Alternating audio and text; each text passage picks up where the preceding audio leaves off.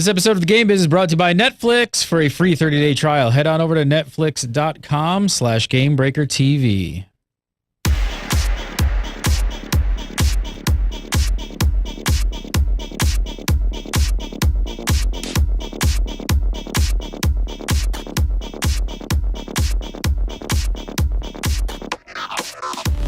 Hey, what's up, everybody? Welcome to the Game Biz for August 20th, 2013, episode 5. I'm Gary again, and you're watching the Game Biz, and joining me, as always, on the Game Biz, the Game Biz, the Game Biz. Let me see how many times I can say the Game Biz. Mr. Monty Sharma, how are you, sir?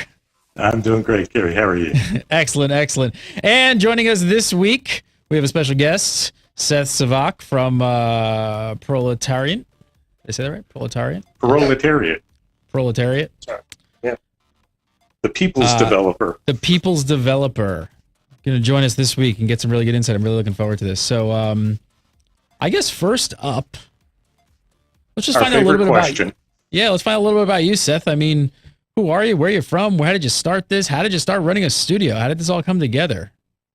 Yeah, so I started, my undergraduate degree is actually mechanical engineering. I got it from Northeastern University, and I found out sort of halfway through my college degree that I wanted to do something more creative, and I looked for ways to do that. And then I decided, I got lucky enough to get into Carnegie Mellon to go to the Entertainment Technology Center.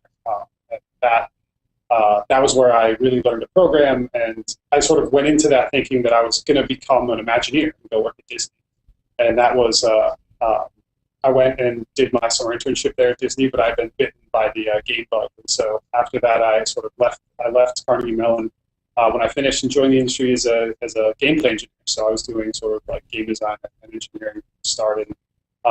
Through that, I sort of moved along into a product management position, then a lead designer, then an EP, and then to a CEO once we started Proletariat 9 months ago. So. Cool. So, sorry. No, go ahead. Before you started Proletariat, you were at Zynga. Zynga pulls out of Boston and a number of other places for, whatever reasons they had. So you're there. It's a rough industry. There's lots of change in it. What sort of, in your mind, was, why should I go start a studio? And then what sort of milestones did you set for yourself, or did your team set to say, okay, to make sure this isn't a stupid idea, we want to see this, this, and this happening before we lose our houses and our wives leave us? Yeah, so it's getting laid off is a shock.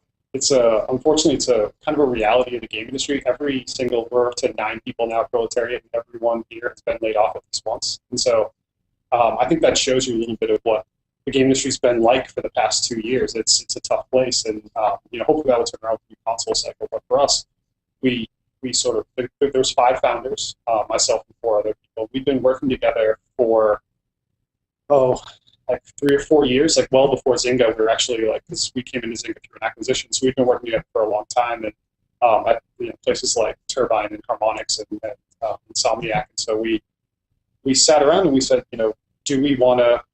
Should we take our severance? So we had a 3-month severance coming out of Zynga, and should we try to do this thing? And then, we could just easily go get other jobs, we thought, but would it be worth it to try to just get together, see if we could do this thing on our own and make the games we want and go for it? And so that's what we ended up doing, and it was a lot of conversations. The very first thing we basically decided was we needed to get a space for us all to be working together, and what can we make as quickly as possible. And so we actually put together an app in like a week and a half that is one button, and you just hug a sloth. That's it. We thought that that'd be really funny, and it would be something for all of us to kind of work together. And just the whole point of that was to have us all focused and all working together on the same thing, just to try and get everyone in line, because we've gone from working on a 60-person team to working on a 5-person team, and so it takes a little while to kind of shake that out. And that's at this point. At this point, had you already gone and made the decision? Because it's a pretty gutsy move, going into just start up a studio. So at this point, are you totally full force though, and you're committed to doing this, or is this more of sort of like a test bed sort of to see how this is going to play out? So one of the things we did is we talked all the time. The five of us talked basically every day, no matter what, even before we had an office or anything. And we sort of had this rule where we were going to be as open and honest with each other as we possibly could be. And we had this, we would ask every time we started, like, how in are you guys? Like, what other places are you applying to? And we all had like our dream jobs where we applied to them, and if we got them, sorry guys, we're going to leave and go to that. And then, over the course of about 10 days, maybe 2 weeks, everyone kind of got away from their dream job offers and decided that like this was the thing to do. And as people started to line up and get more confident in it, we just decided. So it was a very quick turnaround. We talked previously while we were still at Zynga of leaving and starting a studio, and it was just like, so it was kind of a silver lining that we all got severance at the same time, so we don't do it. But it certainly is still not an easy decision, because you are basically just saying, hey, we're gonna just go and give this a shot with no real assurance on if we're gonna have a job or anything 6-9 months down the road. So. Yeah, and at this point, you're not talking to VCs. You don't have any money. You're just 5 game designers kind of chatting and getting on Skype and just talking about making games in the dream at this point. Yeah, you're trying to figure out, like, so how do you make a company? What are the rules here? Like, I think there's a lawyer involved somewhere, and there was a lot of learning. I spent a lot of time just reading about how to run a company, how to make a company, and everything related to that, and that was incredibly important. But it was awesome to have the rest of the team sort of pushing forward and really being into it to help me out. When you look around the room and you see these guys that have been doing their jobs for 5-10 years, and then I'm the CEO doing it for the first time, you've got to look to everyone else to help build your confidence and keep it going. So you built your first game, and that gave you a little bit of confidence you guys could operate as a team.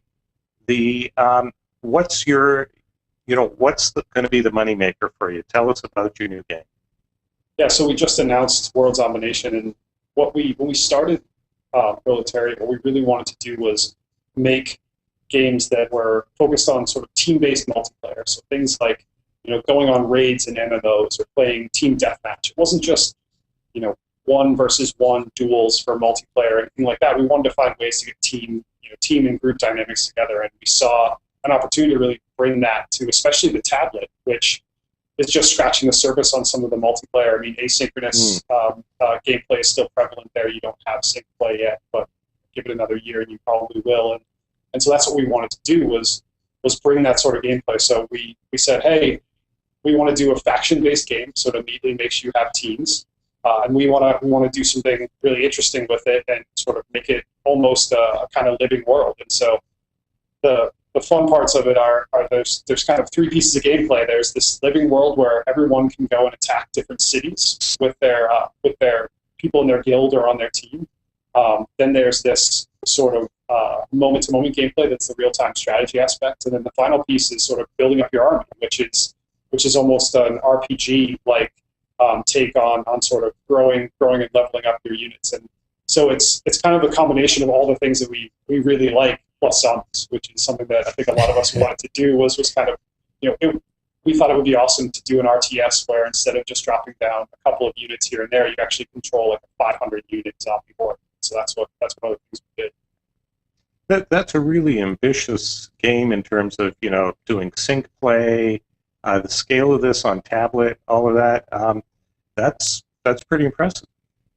Yeah, we it's little bits and pieces you keep building up. So we did that first sloth game, and then we did a word game, which we used just to test out some of the technology we wanted to do. And you just keep building up over and over all this new technology, these new ideas, and it just takes time to build out. But a lot of members of the team have had experience working on things like MMOs before, and so there's some of that kind of shines through that we've built. It's going to be we were joking about this is going to be our 8th quest system we built as a team or something like that. So it eventually becomes muscle memory for some of the easier systems, but the gameplay is always, it is always the thing that's going to take the longest. It needs to just kind of keep getting iterated on until the very end, and that's what we're hoping to do, is make that interesting, to make it feel like it's new and fresh for RTS gamers that are used to the sort of currently available titles, especially on tablets.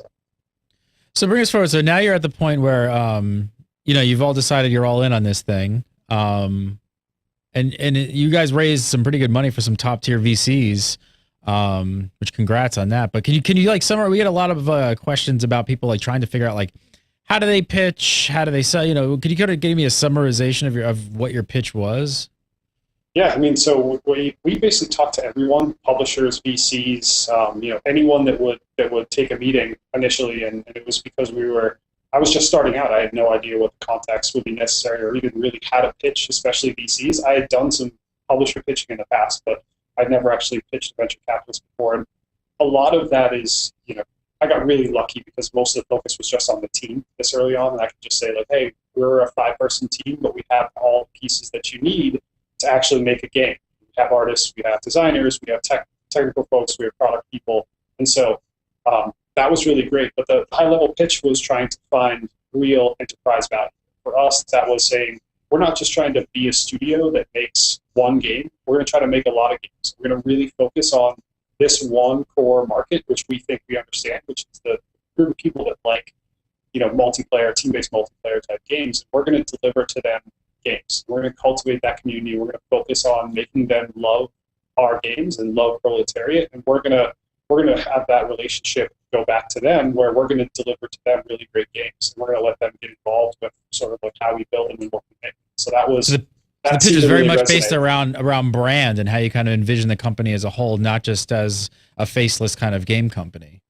Yeah, absolutely. Especially in terms of VCs, because they're you don't really have as much of a focus on what the actual game is, and especially, you know, for us, we had one concept art piece for World's Domination. That was it when we did the initial pitch. So it was very much focused on, this is the vision we plan to deliver. Here's our track record for delivering on visions like this in the past, and that was what sort of got us going. And a lot of it is just about what are you bringing that's different? What separates you from every other small independent studio? Is it your vision? Is it your team? What is it that actually makes you different? And we were able to hit several of those. How much time did you get, just out of curiosity, from somebody who didn't really have the contacts in the VC world, and you were just kind of, you know, getting them? Like, for people out there wondering how long they actually sort of get to give their entire pitch, what were you getting? Well, one of the most interesting things in learning this whole process was it's not one meeting. I was sort of expecting it to be, oh, hey, you're going to have coffee with this person. They're going to write you a check at the end of it. No, that's not the way this works. There's actually, the first meeting is just coffee to see if you guys get along and see if they're really interested in the game industry at all. Because, you know, a lot of venture capitalists and a lot of angel investors took the meeting and they had no idea what the company was. Like, they just took the meeting because I emailed them and asked, and that's what they do. And so, it's the second meeting, you actually start to talk about the pitch deck. The third meeting, maybe show it. The fourth meeting, you probably go in detail on the pitch deck. And so it's there's a lot of meetings involved. It's a process. It's very, you hear the cliche all the time that it's like dating. It very much is. You're definitely building a relationship with these folks because you're going to be working with them for a long time. And for me, it was basically every single person, even if they, especially angel investors, because they just want to help. It was, if they're not interested in games, asking them, do you know anyone that is? Do you know another, are you willing to give me the contact information for someone else that might be interested in games, someone else you might know? And a lot of people said yes, and sometimes gave me 3 or 4 more contacts. And I just started to fan out and just hitting and emailing every single person and seeing if they were interested, and then pitching all of them. So how would you differentiate, sort of how the VCs approach things from how publishers you worked with in the past approach things? So, I mean, one of the great things about taking VC money over traditional publishing is that almost always traditional publishers actually are going to own your IP afterwards. Where when you're dealing with venture capitalists, they're involved and they want the company to do well, but they also they don't have a creative set. They trust you to handle that yourself, and that's something that we have the freedom to create whatever games we want, and they're on the sidelines cheering us on. They're helping us out. We need help, but they're not involved in that. They're not. One of the things that we've had happen to us in the past is sort of publishers swooping in 3 months before release of a game and saying like, hey, can you make this a little bit more female friendly because we already have another male focused game coming out in the same time slot. And so that really scared us. That sort of balancing the portfolio thing is really scary for publishers, especially on mobile when they're releasing sometimes 15 to 20 games a year, and you're trying to do air traffic control as to when your game gets out. You're just one of many. When you're dealing with a VC, it's very different. They typically don't do nearly as many game, or they haven't done nearly as many game investments. So you're able to kind of be an independent with them, and they're willing to help you with anything they can. They're not trying to worry about like, hey, I have these other games I need to focus on as well. So. Yeah, the VCs were in the market 5-6 years ago. They got burned a few times. They backed away. It's good to see them coming back in, and hopefully that'll settle the mobile market down a little bit. So hope you do really well. Yeah, you saw there was a little bit of initially when I first started talking to VCs, there was a lot of responses where people were like, "Don't you see what's happening to Zynga? This is crazy. No one's going to give you money." And I think that's starting to wear off. People are seeing this, especially the real potential for mobile and tablet games, obviously with the success of companies like Supercell. But what I think you see now is more of just with the sheer number of games and the amount of people that are willing, the amount of VCs that are willing to look at games not as hit-driven but as services, which is basically what an MMO is, or anything that has in-app purchases becomes a service. You're effectively making an e-commerce platform tailored to a very specific audience, and I think they see it that way, and they understand that if we can tap into this, there's real opportunity to not just be this hit-driven business, but to be something that can be well established. So looking at where you guys are, you said you're 9 employees yes. now. So what's the next step? Where are you guys looking to sort of how would you scale the company? Looking to kind of earn them a decent return. Yeah, so we keep the team pretty small. One of the things that we really value at Proletariat is the idea of sort of keeping the team small and having people really have ownership over their specific jobs. And so we're looking to probably scale to maybe 13 or 14 by the end of when we finish World's Domination. And that's mostly getting probably another engineer to a product person and a couple of QA, because even though people talk about how difficult it is to be QA and to break into the industry, it's so important to have in-house QA for games like this, and those people become really, really valuable. And so that's what we'll be looking to build out and grow the team to. And obviously after the game releases, that can very quickly scale thereafter with needs to have customer service and then all sorts of everything else that comes along with just running a online business, basically. So what's your target date for the game coming out? We're probably looking at late Q1, early Q2 of 2014, so probably March or April right now. But we're still pretty far out. We've been working on the game for only about 6 months, so it's a little dangerous to make a prediction less than 50% of the way through. But that's sort of the target date we're hoping to hit. So right now we have a demo that we've been building out a vertical slice, and we're hoping to have a full playable by the end of September, where we can actually all we've been playing on our devices a little bit now, but it's something where we can actually play a couple of weeks at a time on device and just iterate and build out the rest of the game for the rest of the year, and then work towards launching, where it's sort of the last 3 months we just spent doing platform specific stuff and all the things that sort of need to make the game real. That's what we're going to do there. What do you think? Awesome. What do you think? Like, what would you say out of the process so far of starting your own studio? What's probably maybe like the biggest hurdle, and maybe something like that you've learned the most? It's the most fruitful.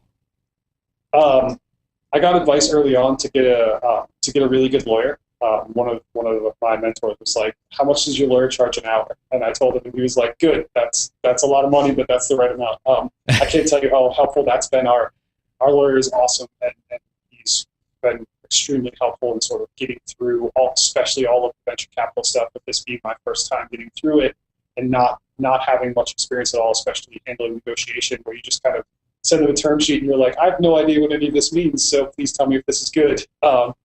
It wasn't quite that bad, but it was it was really helpful to have that along the way. And certainly the biggest hurdle, I think, is just building momentum. And you just need to keep building momentum every day, because it's very easy when you're all eating your own severance money and no one's really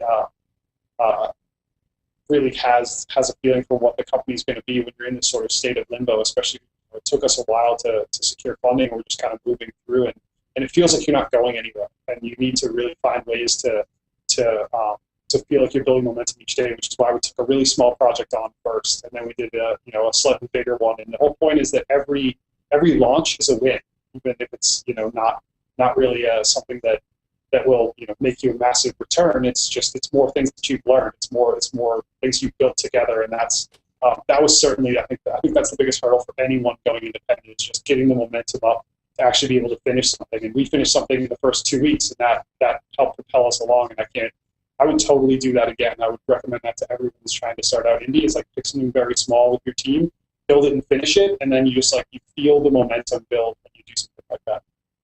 Yeah, I think that's a great idea, because I've seen a lot of studios that they come together, they try something that's even moderately ambitious, but they haven't settled into the group, they haven't settled into the team yet.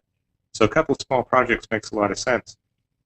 Yeah, we had worked together, since we'd worked together for a long time, we really understood how everyone worked and what sort of roles made sense. But even with that, it still took us a little while to kind of get in sync as to how we were going to operate as a team, how we were going to shake off any bad habits we sort of formed with a 60-person team where you have, I hadn't written any code in 9 months or something like that, or over a year, and so I had to get back to realizing oh man, I'm going to have to actually start writing some code again and doing things like that.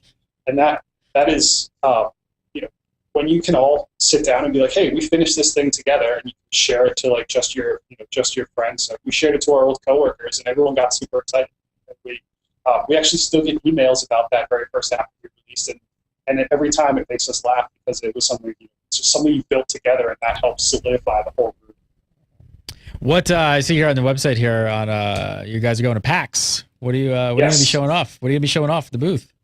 The demo, you can come play as both the zombie side and human side in World Zombination. So you'll be able to go ahead and lead the zombies on an attack, and then use the humans to defend. So you can try both factions and see which one see which one you're interested in, which one you like, and so that's what we'll be showing. We're going to be in the Indie Mega booth all 4 days. So you should come find us if you're going to be out there.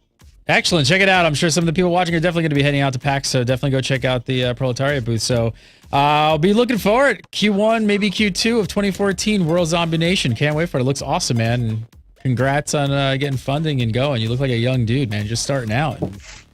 Good for you. I'm not that young. Thanks so much for coming on the show, Seth. Thank you very much.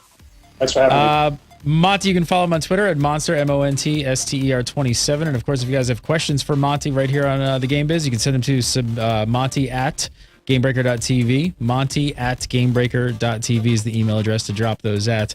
We do the show live on Tuesdays at 4 PST, or 3 PST, sorry, 3 PST. Come on over, check it out. We've got lots of new stuff going on. Check out XIV Nation, brand new website, and soon to be released Hearth Nation, our Hearthstone site, possibly going up live tonight. So thanks so much for watching. Guys, thanks so much for a great show. See you next week for the Game Biz. We'll see you, Gary.